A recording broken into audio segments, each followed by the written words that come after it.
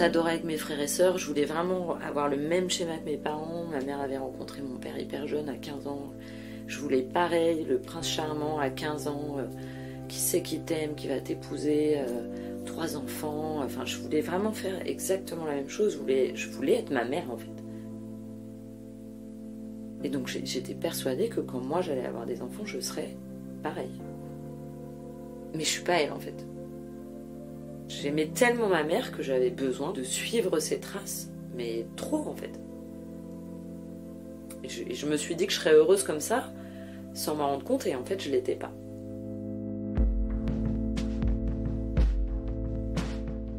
Donc je m'appelle Émilie, j'ai 43 ans, j'ai 2 petites filles, deux grandes filles de 13 et 11 ans. Je vis avec mon chéri et mes filles en région parisienne et je suis monteuse dans l'audiovisuel. Depuis toute petite, Émilie voulait devenir sa mère, Christine. Tout faire comme elle, être à la hauteur comme elle, être elle. Ce serait son destin. Mais lorsqu'elle est devenue mère de ses 2 filles, Émilie a réalisé qu'elle était différente de son pilier maternel. Et cette prise de conscience a bouleversé tous ses repères et toutes ses projections. J'ai grandi en grande banlieue parisienne, dans un petit village, un village de 2000 habitants. On vivait dans une résidence, donc on avait une plutôt grande maison. On est arrivé quand je suis née, et mes parents sont partis il y a 5 ans. Et c'était le cocon de ma maman, parce qu'elle a beaucoup de goût, donc tout était toujours décoré avec soin, hyper chaleureux, avec plein de petites lumières, plein de points lumineux dans toute la maison. Elle allumait les lumières tous les soirs, des lumières un peu jaunes, un peu feutrées. Enfin, ça lui ressemblait, quoi. Et nous, on était vraiment bien dans cette maison. Moi, j'ai été très triste quand ils sont partis, même si j'y vivais plus depuis quand même longtemps, mais ouais, c'était vraiment un cocon, en fait. Mon papa travaillait beaucoup et ma maman était mère au foyer. On était 3 enfants.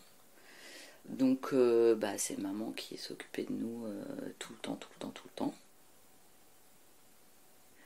En fait, j'ai vachement de souvenirs avec mes frangins frangines où maman venait nous réveiller, elle nous préparait le petit-déj. On se retrouvait tous les 3 à table avec les cheveux dans tous les sens, avec chacun notre personnalité. Ma sœur qui aimait pas du tout le matin, donc elle faisait la tronche. Mon frère, c'était le garçon, donc c'était un peu le chef. Et puis moi, j'étais un peu le gentil trublion qui me marrait. J'ai des flashs, des images de nous avec maman qui nous regarde dans la cuisine. Enfin, j'ai l'impression aujourd'hui, avec du recul, que la vie était vraiment douce et simple et bien rodée, en fait. J'ai souvenir que maman elle avait plein de copines, enfin, on voyait, elle s'était fait copine avec toutes les voisines, donc du coup, nous, on était copains avec tous les enfants des voisins. Du coup, on était chez les uns, chez les autres, la maison, c'était porte ouverte, il y avait tout le temps du monde, enfin, c'était vraiment une enfance hyper heureuse, hyper ouverte, mes grands-parents habitaient à côté, du coup on était hyper bien entourés, quoi. J'ai vraiment ce souvenir d'une maman hyper calme, hyper à l'écoute tout le temps et pas du tout envahissante, qui nous empêchait pas de vivre, en fait. Elle nous laissait vraiment avancer, mais sans être invasive, sans nous donner des directives. Enfin, j'ai eu l'impression que tout était simple. Elle nous grondait jamais. Quand nous, on était fâchés contre elle ou qu'on faisait la tête, elle nous regardait et en fait, on explosait de rire. Et je sais pas, c'était un peu comme un pouvoir magique. On pouvait pas être fâché contre elle, en fait. C'était impossible. En fait, ce qui est un peu étrange, c'est que je suis encore avec elle comme j'étais quand j'étais petite et du coup, c'est pas un souvenir, j'ai l'impression que c'est encore c'est aujourd'hui, quoi, c'est encore là, c'est comme si quand je la retrouve là à 43 ans, je lui fais les mêmes câlins que quand j'en avais 2. Et ma maman, elle parle pas beaucoup, mais tu peux juste t'asseoir avec elle et ça t'apaise, en fait. Quand j'étais pas bien ou triste ou En fait, elle disait pas 1000 choses, mais juste elle était là, elle te donne la main et moi je me sentais mieux, quoi. Voilà, c'est ça mes souvenirs.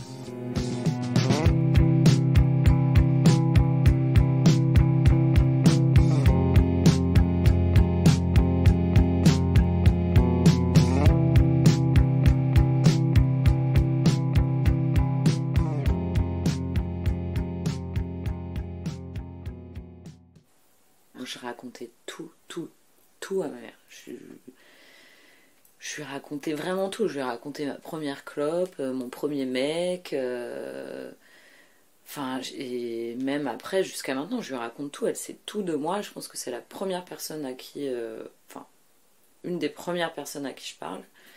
Enfin, ouais, elle sait tout. Ma part sombre, ma part pas sombre. Enfin, elle connaît tout de moi. Moi, je peux pas lui. Enfin, j'arrive pas à lui cacher des choses et en plus, j'ai besoin de lui dire en fait. Quand parfois ça a pu être compliqué dans ma vie et que je voulais pas lui en parler tout de suite, ça me pesait en fait. À un moment, il fallait qu'elle sache. Quand il m'arrive un truc, mais même minime en fait, acheter une lampe. Quand j'ai emménagé toute seule et que j'achetais des trucs, quand je m'achetais une lampe ou un truc de déco, il fallait que j'envoie une photo à ma mère. Il fallait qu'elle me dise oui, c'est bien. Je sais pas si ça me rassurait en fait ou. Mais j'avais vraiment besoin de ça et j'ai besoin de ça tout le temps même. Enfin, pour tous mes choix. Alors après, en vieillissant, je le fais moins. Mais j'ai vraiment, dans beaucoup de situations, j'ai eu besoin qu'elle soit là pour me guider en fait. Enfin, je voulais savoir dans son regard si je faisais le bon choix. J'avais besoin, enfin si, de son approbation ou en tout cas de son oreille quoi. Parce que je sais qu'elle va pas me, c'est pas le genre à me dire tu vas faire ça, fais comme ça, c'est pas bien. Non, jamais. C'est, enfin même ça, je m'en souviens très bien quand j'étais adolescente, où bah, j'avais tendance à me retrouver avec des gens qui étaient pas forcément faits pour moi, pas fréquentables, mais pas faits pour moi en tout cas, puisque je pense que j'étais un petit peu influençable. Et elle m'a jamais dit je ne veux plus que tu vois ces gens. Elle me disait ma chérie, je pense que ces gens ne sont pas faits pour toi, mais après tu en fais ce que tu veux. Mais en tout cas, moi je te le dis. Et après, moi je vivais mon truc, et puis j'avais toujours dans la tête ce qu'elle m'avait dit, mais sans trop y réfléchir. Et puis un jour, j'allais la voir et je lui disais t'as raison, maman. En fait, ils sont pas faits pour moi, c'est pas des vrais amis. Et voilà, en fait, maman, elle fonctionne comme ça. Je me sens jamais jugée.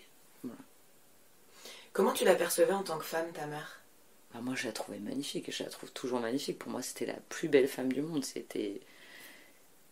J'ai toujours eu ce sentiment que j'avais la maman parfaite, qui était, enfin, la maman idéale. Et je me disais, ah, moi, je voudrais être comme ça. Je veux être comme ma maman, quoi. Je veux que si j'ai des enfants, ils m'aiment autant que ma maman, parce que moi, je pense que je voue une admiration sans borne à ma maman et je l'aime d'un amour. Enfin c'est souvent inconditionnel, mais là, pour moi, c'est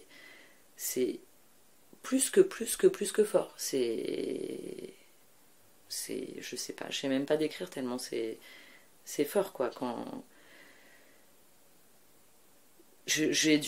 Pour moi, ma mère, elle est invincible. Il peut pas lui arriver un truc. Je sais que ce sera très dur un jour, mais c'est des choses auxquelles je veux pas penser en fait. En fait, j'ai l'impression d'être tout le temps dans un cocon. Donc après, ce qu'il y a aussi quelques travers, parce que du coup, bah, quand il m'arrive des trucs hyper durs, ben ils sont pas derrière moi, donc tu te sens protégé, mais t'es pas toujours prêt à affronter la réalité, quoi. Plus grande, en fait, quand j'allais à la fac, là j'ai commencé à faire des grosses crises d'angoisse, vraiment très grosses. Et ça, par exemple, je n'en ai pas parlé tout de suite, parce que j'avais l'impression d'être un peu, de devenir folle. C'est-à-dire, explique-moi. Bah, je commençais à devenir claustro dans le train, Je dormais plus la nuit, je faisais des rêves de mort tout le temps. Quand j'arrivais à la fac, j'étais comme paralysée en fait. Jusqu'à ce que j'arrive plus à marcher en arrivant à la fac. Donc là, j'ai appelé ma mère et donc ma mère est venue me chercher.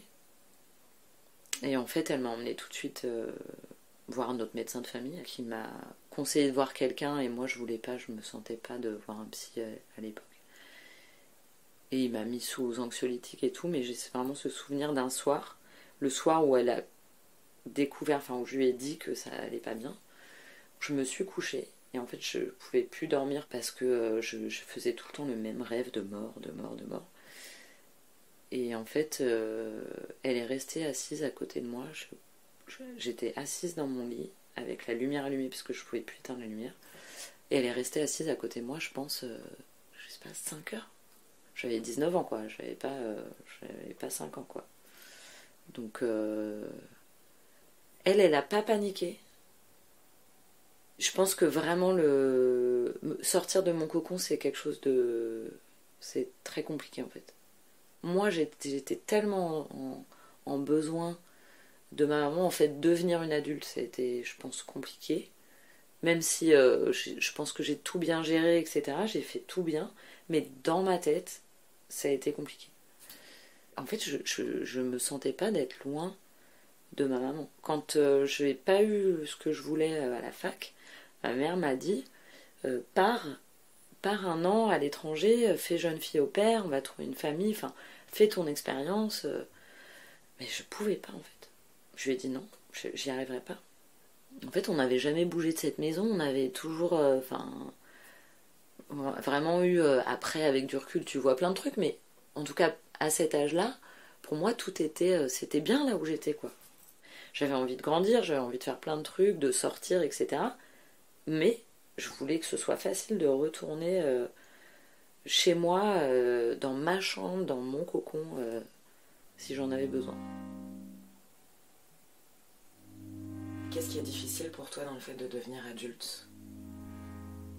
Mes angoisses, c'était... Enfin, j'avais peur de ne pas être à la hauteur de ce qu'elle était, elle, en devenant une femme, en devenant une maman.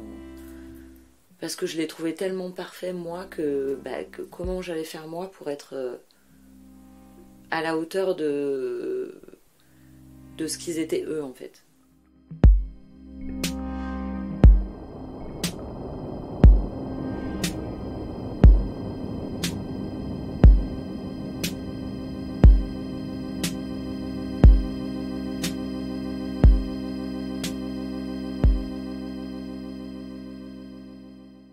Maman, elle n'était pas une maman inquiète, elle n'était pas derrière notre dos tout le temps.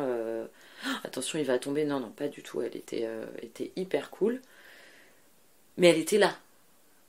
Et moi, déjà, je voulais travailler, donc c'était différent. Mais je m'étais dit, mais le jour où j'aurai mes enfants, ça se trouve, je pourrais arrêter de travailler, en fait. Quand j'ai eu ma fille, ma première fille, et au bout de 2 mois, je me suis dit, non, en fait, moi, il faut que j'aille travailler. Je l'ai su tout de suite, je ne serai jamais mère au foyer. Et faire ce constat que tu étais différente de ta mère, ça t'a fait quoi ? Je culpabilisais énormément. Je me suis dit, je vais pas être une bonne maman, en fait. Je vais pas être aussi bien que ma maman. Ça m'arrive encore de penser, hein. Quand Anna était toute petite, j'arrivais tard et puis du coup j'avais l'impression de pas être là, donc c'était horrible, mais en même temps j'arrivais pas à quitter plutôt mon boulot, etc. Parce que j'ai l'impression que si je le quittais, on allait, de toute façon on allait me dire tu reviendras pas demain.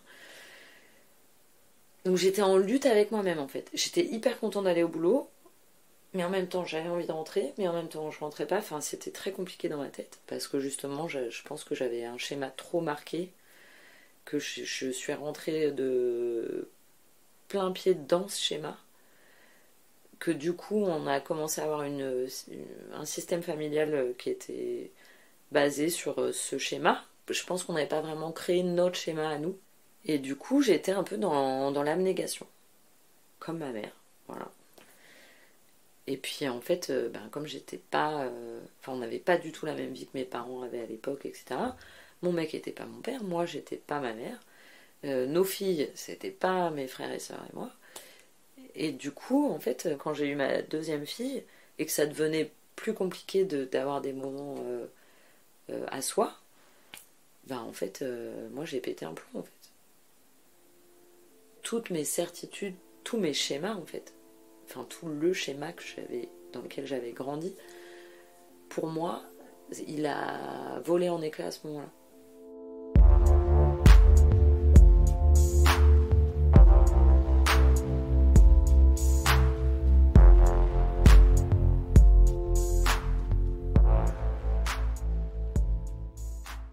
Au moment où j'ai pété les plombs, c'est parce qu'en fait j'ai tout fait en fait. Il y avait toute une part de moi qui était, pas qui était fausse, mais qui ne marchait pas en fait. C'est-à-dire, j'étais pas heureuse. Et pourtant, oui, j'avais la vie parfaite. Hein. J'ai un super boulot, 2 super filles, un super mec, un super appart. Enfin, tout était super. Mais je m'étais tellement mise dans le schéma de mon enfance que, en fait, ça me ressemblait pas en fait. Et je m'étais perdue là-dedans en fait. Je me suis dit, je peux pas m'oublier en fait. Je suis pas juste une maman, je suis pas que la femme de mon chéri, en fait, je suis une personne et j'ai besoin de mes moments à moi en fait. Et je me culpabilisais encore de me dire ça. Parce que maman elle avait jamais fait ça, elle a toujours été là pour nous. Et moi je me disais, enfin c'est hyper dur, j'ai été là et puis là tout d'un coup je dis non, moi je sors, moi je vais voir mes copines. Du coup, forcément, ça crée des tensions à la maison. Enfin, voilà, donc ça a créé beaucoup de tensions. Parce que mon mec, il a pas compris ce qui lui arrivait, tu vois. Et je sais très bien que ça a dû être un truc, un tsunami pour lui, quoi. Qu'est-ce qui lui arrive, en fait? Vous vous êtes séparés? Ouais, en fait, à un moment, je suis partie parce que quand je te dis que j'ai tout fait, j'ai tout fait. J'avais l'impression de plus respirer. J'avais beaucoup maigri, enfin j'étais pas bien avec moi-même en fait, j'étais pas du tout, je me sentais morte de l'intérieur. Et là, même mes filles, elles pouvaient pas, il y a rien qui me remontait en fait. Et donc je suis partie. On avait les filles 1 semaine sur 2, mais j'avais besoin de réfléchir. J'avais besoin d'être seule en fait.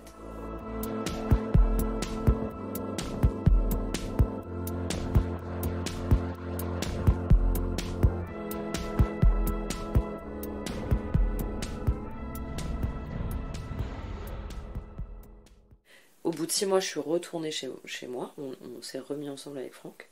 Mais mon cheminement à moi, pour vraiment me sentir bien et pour vraiment ne plus avoir de doute sur qui je suis aujourd'hui, quelle mère, quelle femme, enfin voilà, vraiment qui je suis, je pense que ça a pris quand même 5 ans, tu vois. Ce pétage de plomb, là, ça m'a permis d'apprendre à me connaître, en fait. Et je pense que c'est là où j'ai vraiment grandi. Le fait d'avoir toujours besoin de l'aval de ma maman, et tu vois, là c'était pareil, j'avais besoin de l'aval de mon mec, enfin, ça crée chez moi tout le temps des doutes, en fait. Sur mes choix, en fait, j'avais un problème de choix. J'étais incapable de faire un choix. En vrai, aujourd'hui, je me sens hyper bien, en fait. Je me sens beaucoup plus forte. Après, je sais qu'il y a toujours au fond de moi une toute petite fille. Enfin, quand je suis avec ma maman, je le ressens vachement. Mais je veux pas être elle. Je veux plus être elle. Je me rends compte on a beaucoup de différences. Enfin, beaucoup non, mais en tout cas, on n'agit pas de la même façon. Et c'est pas grave. Et c'est pas grave du tout, au contraire. Même si c'était un choix de ma mère d'être femme au foyer, etc., en vrai, elle était quand même dépendante de mon père. Je le sais, et aujourd'hui, j'aime mon indépendance financière et aussi mon indépendance tout court, en fait. J'ai besoin d'avoir cette liberté dans ma tête de me dire je peux faire des trucs seule. Donc finalement, tu t'en es un peu émancipée, quoi, du modèle de ta mère. Ouais. En fait, le fait qu'il parte, le fait qu'il soit loin. Donc ça, c'était il y a 5 ans. C'était il y a 5 ans, ouais. je pouvais plus y aller tous les 3 semaines déjà, hein, parce qu'avant on allait quand même au moins une fois par mois passer le week-end entier chez mes parents. Et c'était génial. Mais quand ils ont vendu la maison, c'est comme si en fait ils avaient fermé la porte de mon enfance, tu vois. Fallait que j'agisse seule en fait. Enfin seule, non, avec ma famille, mais en tout cas, mon enfance a été terminée, la porte était fermée, quoi. Ça a été dur. Et puis après, je pense que ça m'a fait du bien en fait. Maintenant que j'ai un point de vue vraiment propre, je lui parle d'adulte à adulte en fait. Je vais pas rechercher quelque chose, une approbation, mais on va parler d'égal à égal. Ça n'a pas abîmé ma relation avec ma maman. Au contraire. Ça l'a transformée, quoi. Ça l'a changé, ouais. Elle a évolué. Mais parce que je suis devenue une grande fille, quoi. Je l'appelle plus quand j'achète une lampe. Tu vois, quand je t'ai dit que j'allais faire le podcast, je lui en avais pas parlé. Et ça me travaillait, parce que je me suis dit, je peux pas parler d'elle sans lui dire, maman, je vais parler de toi. Et donc, on s'est écrit un soir, et donc je lui ai dit, voilà, je voulais te dire, je vais faire un podcast, enfin, je vais répondre à une interview pour parler des relations mère-fille, et donc je vais parler de toi. Et je savais pas trop quelle allait être sa réaction, parce que c'est pas forcément quelqu'un qui aime qu'on parle d'elle, etc. Et elle m'a dit, ne dis que la vérité. Après, c'est ma vérité, parce que c'est mon prisme, et c'est moi, tout ce que j'ai vu en grandissant. Voilà, mais voilà, maman, je n'ai dit que la vérité. Si t'avais quelque chose à lui dire aujourd'hui, tu aurais envie de lui dire quoi? Qu'elle a été et qu'elle est une mère, à mes yeux en tout cas, géniale, que je suis fière d'avoir une maman comme elle en fait. Et qu'est-ce que t'aimerais dire à tes filles? Et j'aimerais dire à mes filles que... En fait, j'adore les voir grandir. J'adore les voir évoluer, j'adore les voir changer, j'adore avoir plus de discussions avec elles. En fait, ça a toujours été génial de les voir grandir. Alors que moi, je voulais pas trop grandir, mais je crois que c'est ce qui me rend le plus heureux, c'est de les regarder évoluer en fait. Et quand aujourd'hui, ma petite de 11 ans qui me dit quand je la couche, tu sais maman, t'es vraiment une maman formidable. Je crois que j'ai quand même réussi en fait. Enfin, je suis heureuse de ce que je leur ai apporté, de ce que maman m'a donné pour que je puisse le transmettre. Je me dis que je suis une bonne maman.